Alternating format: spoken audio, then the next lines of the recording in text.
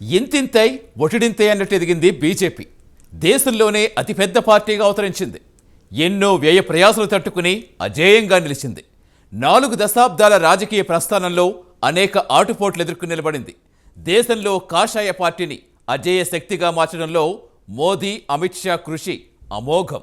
2 స్టేట్లతో మొదలైన బీజేపీ ప్రస్థానం 2019లో triple century cross చేసింది. రాబోయే ఎన్నికల్లో 400కు పైగా సీట్లు సాధిస్తామని చెబుతోంది. నిజంగా బీజేపీకి అంత సీనుందా?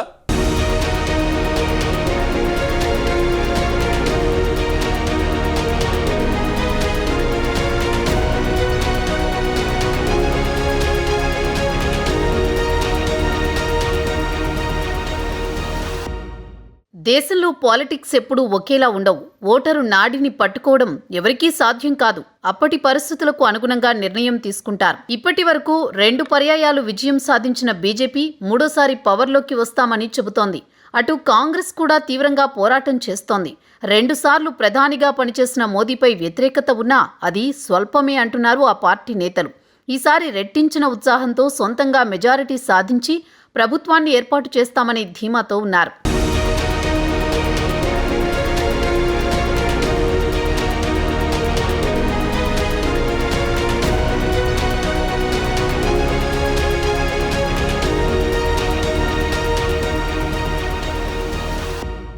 ఇక బీజేపీ విజయయాత్ర అప్రతిహతంగా కొనసాగుతూనే ఉంది. ప్రధాని మోదీ, అమిత్ షా సారథ్యంలో తిరుగు లేదని 2 సార్లు నిరూపించుకున్నారు. ముచ్చటగా మూడోసారి అధికార పగ్గాలు చేపట్టేందుకు సిద్ధంగా ఉన్నారు. ఈసారి గ్రాండ్ విక్టరీ కొట్టి చరిత్ర సృష్టించాలని ఆరాటపడుతున్నారు. వాజ్పేయి అంధకారం అస్తమిస్తుంది, సూర్యుడు ఉదయిస్తాడు, కమలం వికసిస్తుందని 4 దశాబ్దాల క్రితం అటల్ బిహారీ వాజ్పేయి అన్న మాటలను నిజం చేశారు నరేంద్ర మోదీ, అమిత్ షాల ద్వయం. ఈ ఇద్దరి నాయకత్వంలో బీజేపీ దూసుకుపోతూ దేశ చరిత్రలో చెరగని ముద్ర వేస్తోంది. ప్రపంచ దేశాలు భారత్ వైపు చూసేలా చేస్తున్నారు. ఇండియా ఒక విలువైన భాగస్వామి అన్న అభిప్రాయాన్ని వ్యక్తం చేస్తున్నాయి. 2014 సార్వత్రిక ఎన్నికల తర్వాత దాదాపుగా ప్రతి ఎన్నికల్లో ఓటమి ఎరుగని పార్టీగా విజయ కేతనం ఎగురవేస్తోంది. ఇటీవల జరిగిన 5 రాష్ట్రాల ఎన్నికల్లో 4 రాష్ట్రాల్లో సొంతంగా మెజారిటీ సాధించడమే కమలం వికసిస్తుందన్న వాజ్పేయి వ్యాఖ్యలే నిదర్శనం.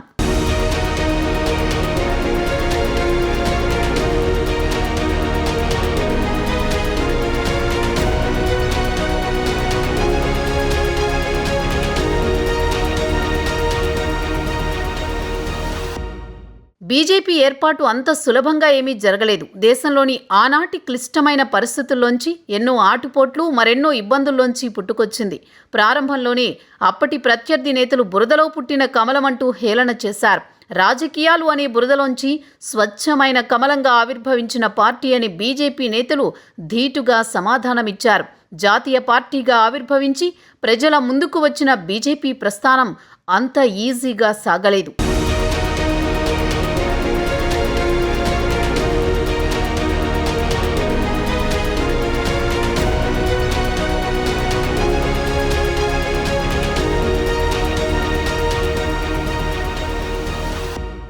దేశ విభజన, భారత స్వాతంత్ర్యం పొందిన నాటి కాలంలో ఆసియా, యూరప్ ఖండాల్లో కమ్యూనిస్టు రాజకీయ ప్రయోగం జరిగింది.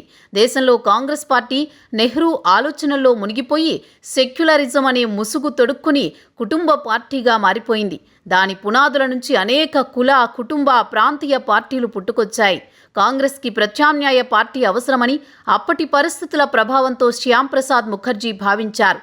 1952లో ముఖర్జీ సారథ్యంలో జనసంఘ్ ప్రారంభించారు. రాష్ట్రీయ స్వయం సేవక్ సంఘం ద్వారా ప్రభావితులైన జాతీయవాదులంతా జనసంఘ్లో చేరారు. శ్యామ్ ప్రసాద్ ముఖర్జీ మరణం తర్వాత దీన్ దయాళ్ ఉపాధ్యాయ జనసంఘ్కు నాయకత్వం వహించారు. 1952లో జరిగిన తొలి లోక్సభ ఎన్నికల్లో జనసంఘ్ 3 సీట్లు సాధించింది. ఇక 1971 ఎన్నికల నాటికి 22 లోక్సభ సీట్లతో కాంగ్రెస్కి ప్రత్యామ్నాయ పార్టీగా ఎదిగింది. అప్పటి ప్రధాని ఇందిరాగాంధీ ఎమర్జెన్సీ విధించడంతో ప్రతిపక్షాలన్నీ ఒక్కతాటిపైకి రావాలని లోక్ నాయక్ జయప్రకాష్ నారాయణ్ పిలుపునిచ్చారు. ఆయన పిలుపు మేరకు జనతా పార్టీలో జనసంఘ్ విలీనమైంది. జనతా పార్టీ 1977లో జరిగిన లోక్సభ ఎన్నికల్లో ఘన విజయం సాధించి అధికారం చేపట్టింది. జనతా పార్టీ తరపున ఎక్కువ మంది జనసంఘీయులే గెలిచారు. అయితే పార్టీలోని నేతల మధ్య అంతర్గత కుమ్ములాటలతో ఈ ప్రభుత్వం ఎక్కువ కాలం నిలవలేకపోయింది. జనతా పార్టీలోని ఇతర నేతలు రాష్ట్రీయ స్వయం సేవక్ సంఘ్తో అనుబంధం తెంచుకోవాలని జనసంఘీయులపై ఒత్తిడి తెచ్చారు. దీంతో జనసంఘ్ నాయకులందరూ కలిసి జనతా పార్టీని వీడి కొత్త పార్టీని ప్రారంభించారు. అలా 1980లో బీజేపీ ఏర్పాటైంది.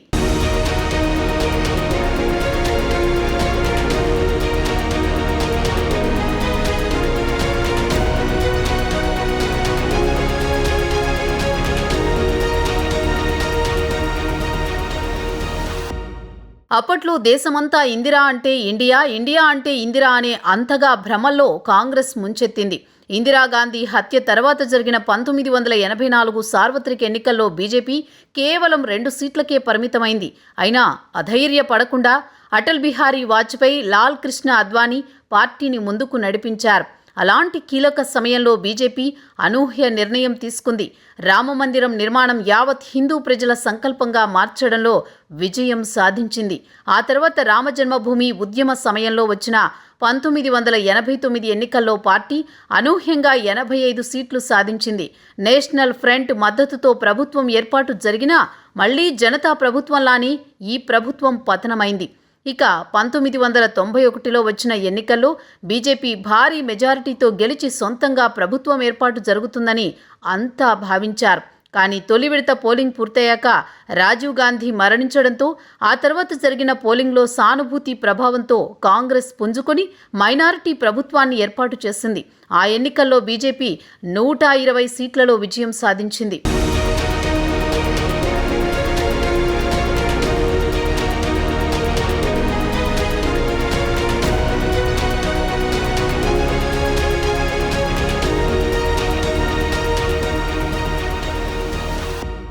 (1996) లోక్సభ ఎన్నికల్లో బీజేపీ అత్యధిక సీట్లలో గెలుపొందినా కనీస మెజారిటీ రాలేదు.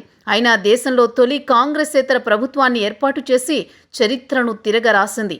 లోక్సభలో మెజారిటీ నిరూపించుకోలేకపోవడంతో అటల్ ప్రభుత్వం రాజీనామా చేసింది.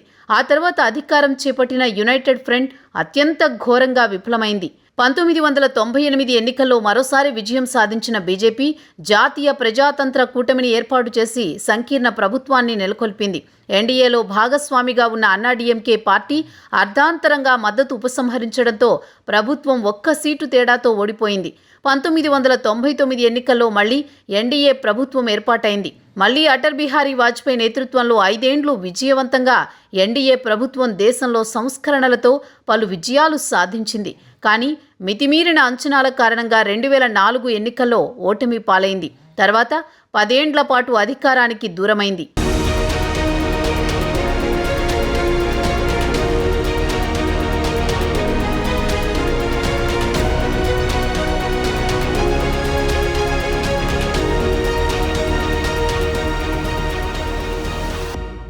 (2001) గుజరాత్ ముఖ్యమంత్రిగా బాధ్యతలు చేపట్టిన నరేంద్ర మోదీ వరుసగా 3 సార్లు అసెంబ్లీ ఎన్నికల్లో విజయం సాధించగలిగారు.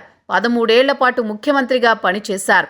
దీంతో బీజేపీ ఫ్యూచర్ నేతగా ఎదుగుతూ వచ్చారు. 2013లో ప్రధానమంత్రి క్యాండిడేట్గా వెలుగులోకి వచ్చారు. 10 ఏండ్ల కాంగ్రెస్ పాలనతో ప్రజలు విసుగు చెందారు. గుజరాత్ సీఎంగా మోదీ చరిష్మా జాతీయ స్థాయిలో పెరిగిపోయింది. దాంతో 2014 సార్వత్రిక ఎన్నికల్లో 281 స్థానాలతో బీజేపీ చరిత్ర సృష్టించింది. నరేంద్ర మోదీ దేశ ప్రధానిగా బాధ్యతలు చేపట్టారు. మొదటి దశలో అవినీతిరహిత పారదర్శకవంతమైన పాలనను అందించడంతో ప్రజల్లో చరిష్మాను మోదీ అలాగే కొనసాగిస్తూ వచ్చారు. అదే ఊపుతో 2019 ఎన్నికల్లో బీజేపీ 303 సీట్లను సొంతంగా గెలుపొందింది. దాంతో రెండోసారి కూడా ప్రధానమంత్రిగా మోదీ దూకుడును ప్రదర్శించారు. ఇప్పుడు మరోసారి తన అదృష్టాన్ని పరీక్షించుకోనున్నారు ప్రధాని.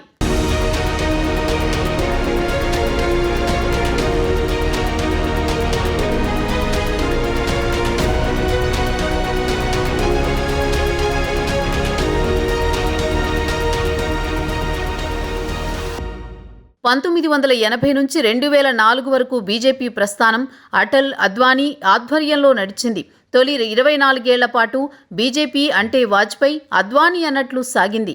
2004 తర్వాత బీజేపీ కొంత నెమ్మదించినట్లు కనబడింది. 2009లో ఓటమి పాలైన తర్వాత పార్టీ ఆత్మ పరిశీలన చేసుకుంది. సీనియర్లు అయిన అద్వానీ, మురళీ మనోహర్ జోషి వంటి నేతలు తప్పుకోవడంతో పార్టీలో మార్పులు చోటు చేసుకున్నాయి. మోదీ, అమిత్ షా రాకతో బీజేపీ దేశంలో దూకుడు పెంచింది. తనకు తిరుగులేదని నిరూపించుకుంది.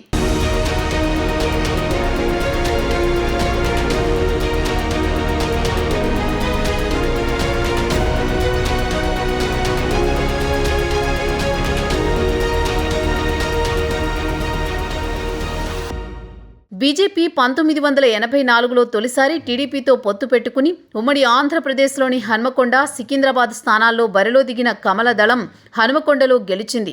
అక్కడ పార్టీ అభ్యర్థి చెందుపట్ల జంగారెడ్డి కాంగ్రెస్ నేత పివి నరసింహారావుపై 54,198 ఓట్ల మెజారిటీతో విజయం సాధించారు. సికింద్రాబాద్లో టి అంజయ్య చేతిలో బండారు దత్తాత్రేయ 8,474 ఓట్ల తేడాతో ఓడిపోయారు. 1984 ఎన్నికల్లో బీజేపీ గెలిచిన రెండో సీటు గుజరాత్లోని మొహసానా.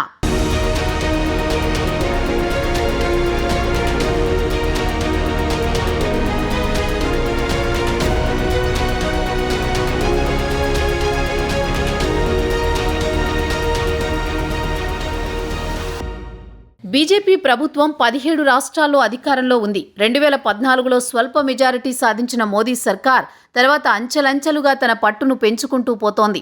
మెజారిటీ రాష్ట్రాల్లో బీజేపీ పాగా వేసింది. బీజేపీకి ఎదుగుదలకు ఆర్ఎస్ఎస్ బలం బాగా కలిసి వచ్చింది. కమలదళం స్థానిక కుల, మత, ఆర్థిక, సామాజిక పరిస్థితుల ఆధారంగా వ్యూహాలు రూపొందించి ప్రతి ఎన్నికను ఒక సవాల్గా తీసుకుని పోరాడింది. ఈ 4 దశాబ్దాల్లో ప్రపంచంలోకెల్లా అతిపెద్ద పార్టీగా అవతరించింది. కేరళ, తమిళనాడు, తెలంగాణ, పశ్చిమ బెంగాల్ మినహా అన్ని రాష్ట్రాల్లోనూ సొంతంగానో మిత్రపక్షాలతోనో కలిసో ప్రభుత్వాలను ఏర్పాటు చేసింది.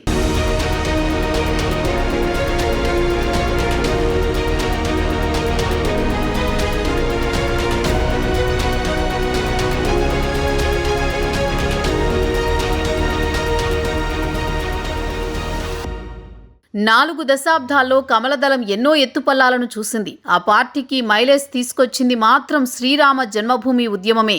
ఈ ఉద్యమానికి మద్దతు పలకాలని 1989 జూన్లో హిమాచల్లోని పాలంపూర్లో జరిగిన జాతీయ కార్యవర్గ సమావేశంలో పార్టీ తొలిసారి తీర్మానించింది.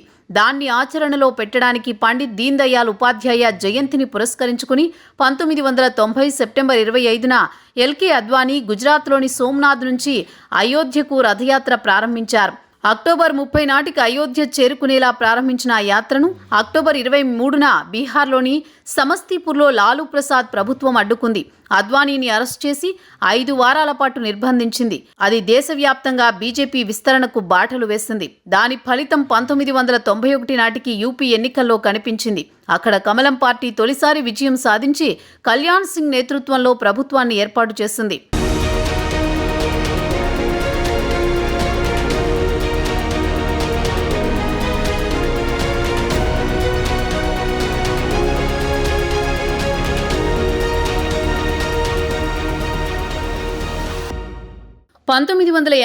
నుంచి 2004 వరకు వాజ్పేయి, అద్వానీ బీజేపీని ముందుండి నడిపించారు. తొలుత కాంగ్రెస్ వ్యతిరేక శక్తులను కూడగట్టారు. ఆ పార్టీ ఆధిపత్యానికి గండి కొట్టారు. తర్వాత హిందుత్వవాదాన్ని భుజాన వేసుకుని కాషాయ పార్టీకి తనకంటూ ప్రత్యేక స్థానాన్ని సంపాదించుకుంది. ఓటు బ్యాంకును పెంచుకుంది. వ్యక్తులపై ఆధారపడకుండా సంస్థాగతంగా బలోపేతమైంది. తన వ్యూహాలను, భావాలను ప్రజల్లోకి సులభంగా తీసుకువెళ్లేలా అంతర్గతంగా పటిష్ట యంత్రాంగాన్ని ఏర్పాటు చేసుకుంది. ప్రజల మానసిక స్థితిగతులను పసిగట్టి అందుకు అనుగుణమైన అంశాలను ఎన్నికల నినాదాలుగా మలుచుకుంటూ ఓట్లు రాబట్టుకుని సక్సెస్ అయింది. 1996, 98, 99 ఎన్నికల్లో దేశంలో అతిపెద్ద పార్టీగా అవతరించి వాజ్పేయి నేతృత్వంలో సంకీర్ణ ప్రభుత్వాలను ఏర్పాటు చేసింది.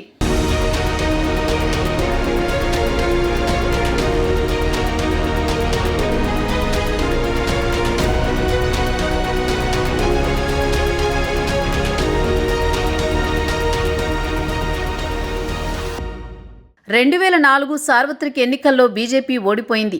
అనారోగ్యంతో వాజ్పేయి రాజకీయాలకు దూరమయ్యారు. అప్పట్నుంచి అద్వానీ ఒంటరి పోరాటం చేశారు. అయితే 2009 ఎన్నికల్లో పార్టీ ఓట్ల శాతం 20% లోపు పడిపోయింది. దిద్దుబాటు చర్యలు చేపట్టిన బీజేపీ అధిష్టానం 2014లో అప్పటి గుజరాత్ ముఖ్యమంత్రి నరేంద్ర మోదీని జాతీయ రాజకీయాల్లోకి తీసుకొచ్చి దూకుడు ప్రదర్శించడంతో ఆ పార్టీకి తిరుగులేని విజయాలు దక్కాయి. 2004 నుంచి 2014 మధ్య కాంగ్రెస్ చేసిన కుంభకోణాలు, అన్నా హజారే చేసిన అవినీతి వ్యతిరేక ఉద్యమం, ఢిల్లీలో నిర్భయ ఘటన వంటివి మన్మోహన్ సింగ్ నేతృత్వంలోని యూపీఏ ప్రభుత్వంపై తీవ్ర ప్రజా వ్యతిరేకతకు కారణమయ్యాయి. ఆ అవకాశాన్ని ఒడిసిపట్టుకుని బీజేపీని ఢిల్లీ పీఠం వైపు మోదీ ఈజీగా నడిపించారు. కాంగ్రెస్కు ప్రత్యామ్నాయం లేదన్న ఒకప్పటి పరిస్థితుల నుంచి బీజేపీకే ప్రత్యామ్నాయం లేదనే స్థితికి ఇప్పుడు దేశ రాజకీయాలు చేరుకున్నాయి.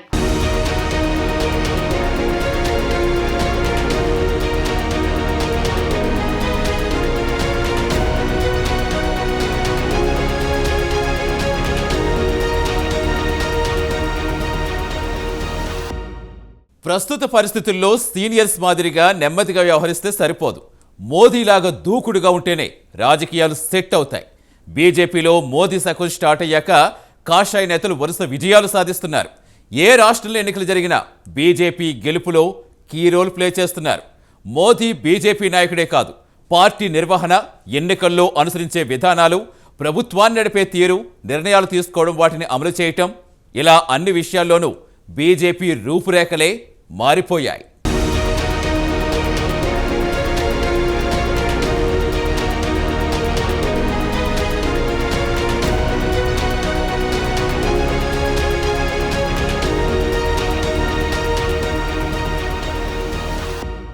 ప్రజలంతా అనుకున్న విధంగా ఏ సార్వత్రిక ఎన్నికలు సునాయాసంగా, సామాన్యంగా జరగవు. చాలా ఆశ్చర్యకరమైన, అనూహ్య సంఘటనలు జరుగుతాయి. దేశవ్యాప్తంగా జరిగే సార్వత్రిక ఎన్నికలు షాకింగ్ ఫలితాలను ఇస్తాయి.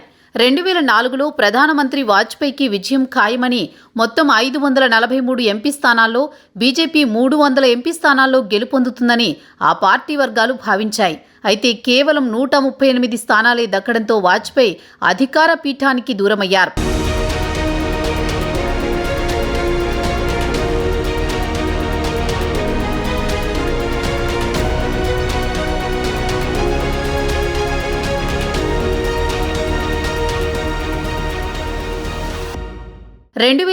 నాటి పరిస్థితికి 2024 నాటి పరిస్థితి చాలా భిన్నంగా ఉంది. నరేంద్ర మోదీ వాజ్పేయి కంటే భిన్నమైన ప్రధాని. అయితే మోదీ ప్రధానిగా ఎన్నికయ్యే సమయంలో దేశంలో కొన్ని ఊహించని సమస్యలు తలెత్తాయి. బీజేపీ భారీ విజయం సాధిస్తుందని నరేంద్ర మోదీ ధీమా వ్యక్తం చేశారు. సహజంగానే ఒక రాజకీయ పార్టీ విశ్వాసాన్ని వ్యక్తం చేస్తుంది, లేకపోతే ప్రజల మద్దతును కోల్పోతుంది. ప్రధాని మోదీ ఈసారి బీజేపీకి 370 మంది ఎంపీలు, ఎన్డీఏతో కలిపి 400 మంది ఎంపీలు గెలుపును లక్ష్యంగా పెట్టుకున్నారు.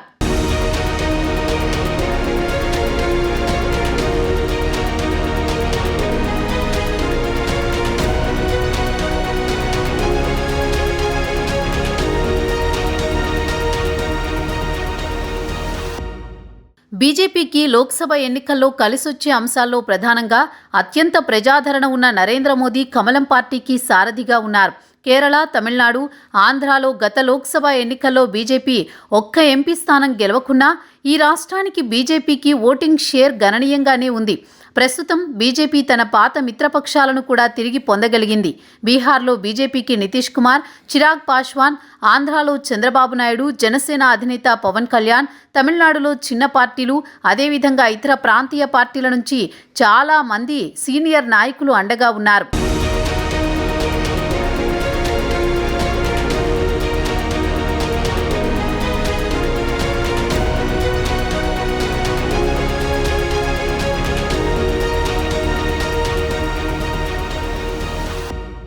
రోడ్లు, విమానాశ్రయాలు మొదలైన భారీ స్థాయి మౌలిక సదుపాయాలను కల్పించి బీజేపీ తన విజయాలను గొప్పగా ప్రదర్శిస్తోంది. బీజేపీ 80 కోట్ల మందికి ఉచిత రేషన్, టాయిలెట్లు, గ్యాస్ కనెక్షన్లు, ఆరోగ్య సౌకర్యాలు మొదలైనవి అందజేసి వాటిని హైలైట్ చేసింది. భారతీయ రిజర్వ్ బ్యాంక్ ఎకనామిక్ సర్వేలు 2019 కంటే 2024లో మొత్తం వినియోగదారుల విశ్వాసం చాలా ఎక్కువగా ఉందని, దీంతో ఆర్థిక వ్యవస్థ మంచి పనితీరు కనబరుస్తుందని ప్రజలు ఆశిస్తున్నారు. మధ్యప్రదేశ్, ఛత్తీస్గఢ్, రాజస్థాన్లలో ఇటీవల జరిగిన ఎన్నికల్లో కూడా బీజేపీ విజయం సాధించి అధికారాన్ని సొంతం చేసుకుంది.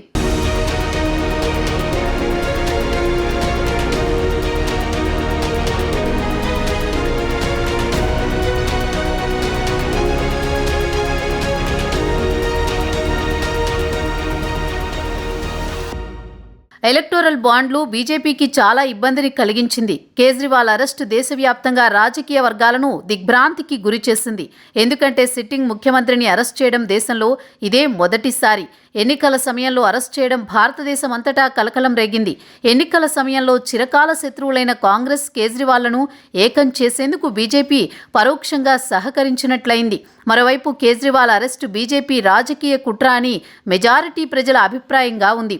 దీంతో దేశవ్యాప్తంగా బీజేపీకి ఊహించని ఎదురుదెబ్బ తగిలితే ప్రత్యర్థి కాంగ్రెస్ సారథ్యంలోని ఇండియా కూటమి బలీయంగా మారవచ్చు. బెంగాల్, ఒడిషా, ఆంధ్ర మినహా దాదాపు మిగిలిన రాష్ట్రాల్లో ప్రతిపక్షాలు ఐక్యంగా ఉన్నాయి. ఎందుకు భారతీయ జనతా పార్టీ మన దేశంలో ఇంత ఎక్కువ సీట్లతో, అంటే ఈసారి కూడా అబ్ కీ బార్ 400 పార్ అన్న ఒక నినాదంతో ముందుకు వెళ్తోంది భారతీయ జనతా పార్టీ. దీనికి చాలామంది అనుకుంటూ ఉంటారు, ఏంటి కారణం? మన దేశంలో, అందులోనూ అతి పెద్ద ప్రజాస్వామ్య దేశం మంది, ఇటువంటిది వీలు పడుతుందా అంటే ఖచ్చితంగా వీలు పడుతుంది. దీనివల్ల ఇంత అధిక శాతంలో మోదీ గారి హయాంలో భారతీయ జనతా పార్టీ ఇంత ముందుకు వెళ్తుంది అని మీ అందరికీ తెలుసు. ఈ 10 సంవత్సరాలలో అన్ని విధాలుగా మనం ముందుకు వెళ్తూ, ఏ విధంగా అంటే ఒక జ్ఞాన్ అని ఒక రీసెంట్గా కూడా మీరు గమనించినట్లయితే ఒక పథకం GYAN అంటే ఈ దానిపైన దృష్టి సారిస్తూ ముందుకు వెళ్తూ, అంటే జీ అంటే గరీబ్, పేదలు. మీ అందరికీ తెలుసు ఈ 10 సంవత్సరాలలో 25 కోట్ల మంది పేద ప్రజలు దారిద్ర్య రేఖను దాటి పైకొచ్చారు. ఇంకా యూత్, యువతకి సంబంధించి కూడా ఒక మేజర్ స్టెప్స్, అదేంటంటే స్టాండప్ ఇండియా, స్టార్టప్ ఇండియా. వారికి సొంతగా వారి ఒక బిజినెస్ స్టార్ట్ చేసుకోవడానికి వాళ్ళకి చిన్న చిన్న రుణాలు, ఆ విధంగా వాళ్ళని ప్రోత్సహించి వాళ్ళని ఒక ఆంట్రప్రెన్యూర్స్గా వాళ్ళని తయారు చేసే ఒక విధానం.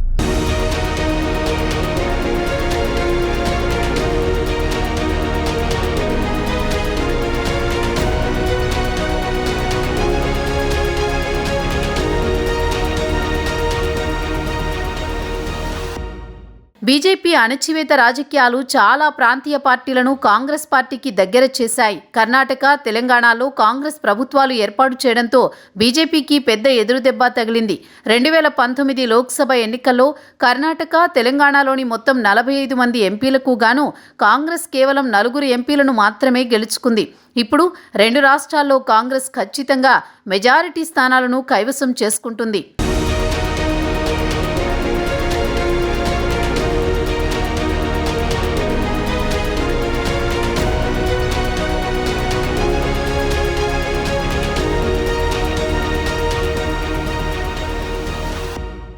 రెండు 2024 ఎన్నికల్లో హోరాహోరీ రాజకీయ పోరు జరుగుతుందని నరేంద్ర మోదీకి తెలుసు.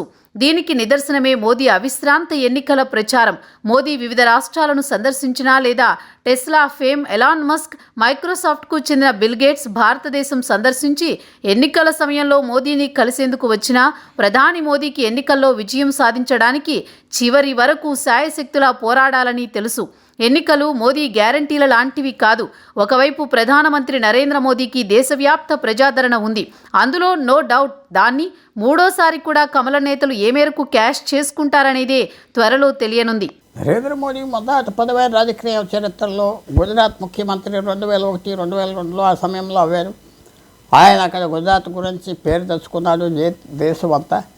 ఆ పేరు ఉపయోగపడిందంటే తప్పకుండా 2014 ఎలక్షన్కి వచ్చేటప్పటికి నరేంద్ర మోడీ క్యాండిడేట్ అని సెప్టెంబర్ 2013లో గోవా సెషన్ బీజేపీ డిక్లేర్ చేశాక ఒక రకమైన ఊపు వచ్చింది. ఆ ఊపికి సాయం చేసింది ఏంటంటే కాంగ్రెస్ పార్టీ అప్పటికి 9 సంవత్సరాలు 10 సంవత్సరాలు అధికారంలో సెంటర్లో ఉన్నది. వాళ్ళు చేసిన కొన్ని పనులు మెజారిటీ కమ్యూనిటీకి చాలా బాధ కలిగిన పనులు చేశారు. Congress party vote bank politics అని పేరు వచ్చింది. అలాగే వాళ్ళ ఆర్థిక వ్యవస్థను కూడా సరిగ్గా చేయలేకపోయారు, కరప్షన్ సరిగ్గా చేయలేకపోయారు, దేశం బలంగా లేకపోయింది. ఎన్నో కారణాల చేత 10 సంవత్సరాలు వచ్చేటప్పటికి ప్రజలు ఒక ఆల్టర్నేటివ్, ఇంకో ప్రభుత్వం కోసం ఎదురు చూస్తూ ఉంటే భారతీయ జనతా పార్టీ ఒక పెద్ద పార్టీ చాలా వరకు దేశంలో చాలా రాష్ట్రాల్లో ఉన్నది. కాబట్టి నరేంద్ర మోడీ రావటం, నరేంద్ర మోడీ ప్రధానమంత్రి క్యాండిడేట్ అవటం, కాంగ్రెస్ ప్రభుత్వం ఫెయిల్ అవటం 2004 నుంచి 2014 వరకు ఉండటం, ఆ ఫెయిలియర్ భారతీయ జనతా పార్టీకి సక్సెస్ వచ్చి 2014లో గవర్నమెంట్ ఫామ్ అయిపోయింది. నరేంద్ర మోడీ ప్రధానమంత్రి అవేక ఆయన చాలా విషయాల్లో ముందల ఆయన ఇనిషియేటివ్ తీసుకుని అడ్వాంటేజ్ తీసుకుని దేశానికి ఒక యాక్టివ్ ప్రధానమంత్రిగా చూపెట్టాడు. ఆ యాక్టివ్ ప్రధానమంత్రి అంటే ఒక విదేశ విషయాలే కాదు, లేకపోతే మత విషయాలే కాదు, ఆర్థిక వ్యవస్థ, వెల్ఫేర్ అన్నీ కూడా చాలా తెలివితేటలుగా ఆయన చేశారు. కాబట్టి 2019లో పెద్ద అవకాశం మళ్ళీ ఇచ్చారు. 10 సంవత్సరాలు చేశాడు నరేంద్ర మోడీ ప్రధానమంత్రి. 10 సంవత్సరాలు ఉన్న భారతీయ జనతా పార్టీ అంత యాంటీ ఇన్కంబెన్సీ ఉన్నదా అంటే కనపడలేదు. ఇవాళ 3వ టైం కోసం నరేంద్ర మోడీ.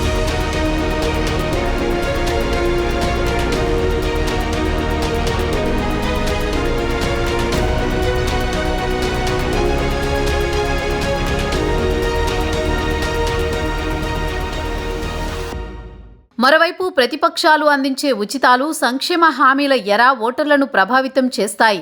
దీంతో దేశ ప్రజలు ఉచితాలకు ఓటేస్తారా లేక మోదీ పాలనా పటిమకు ఓటు వేస్తారా అనేది కీలక పరీక్షగా మారింది. బీజేపీ 2019 నుంచి సాధించిన ఓట్ల కంటే 4% తగ్గితే అది ఓడిపోతుంది.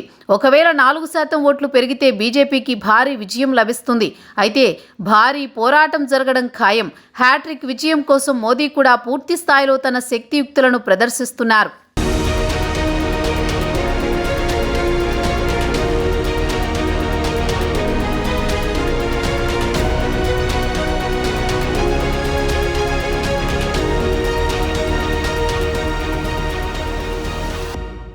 బీజేపీ ముందు అనేక సవాళ్లున్నాయి.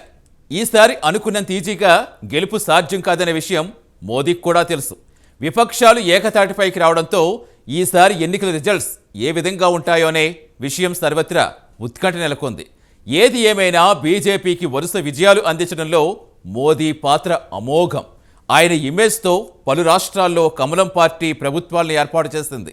దేశంలో అజేయ శక్తిగా బీజేపీని తీర్చిదిద్దడంతో మోదీ, అమిత్ షా కృషి చరిత్రలో చిరస్థాయిగా నిలిచిపోతుంది.